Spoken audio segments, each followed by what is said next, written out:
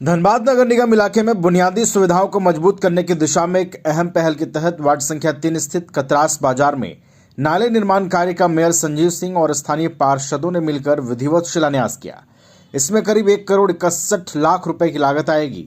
शिलान्यास कार्यक्रम में स्थानीय पार्षद रागिनी विनायक गुप्ता समेत बड़ी संख्या में क्षेत्र के लोग मौजूद रहे। कार्यक्रम के दौरान लोगों में उत्साह देखने को मिला और उन्होंने इस पहल का स्वागत भी किया।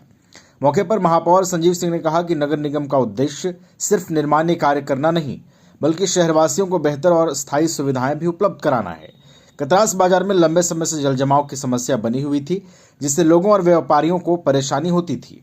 उन्होंने विश्वास जताया कि नाले निर्माण पूरा होने के बाद जल निकासी व्यवस्था बेहतर होगी और लोगों को राहत मिलेगी। साथ ही बाजार क्षेत्र में आवागमन सुगम होगा, जिससे व्यापारिक गतिविधियों को भी बढ़ावा मिलेगा। कई वर्षों से नगर निगम का चुनाव नहीं हो रहा था और नगर निगम के चुनाव नहीं होने के कारण कई ऐसी योजनाएं थी जो लंबित पड़ी और किसी भी क्षेत्र में पूर्णतः रूप से काम नहीं हो पा रहा।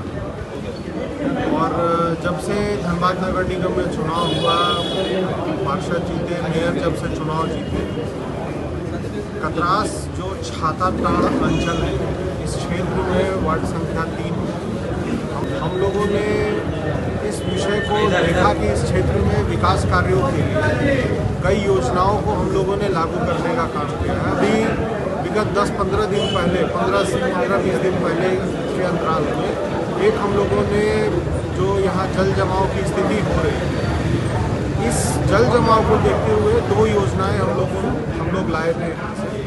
एक 1 करोड़ 1 लाख की योजना थी और दूसरा 1 करोड़ 61 लाख की योजना थी। तो हमारा ये मकसद है कि जिस विश्वास के साथ यहाँ के पार्षद और वो मेयर के रूप में मुझे, जब यहाँ के लोगों ने मुझे मतदान किया और जो विश्वास जताया है, उस विश्वास पर खरा उतरने का काम हम लोग कर रहे हैं।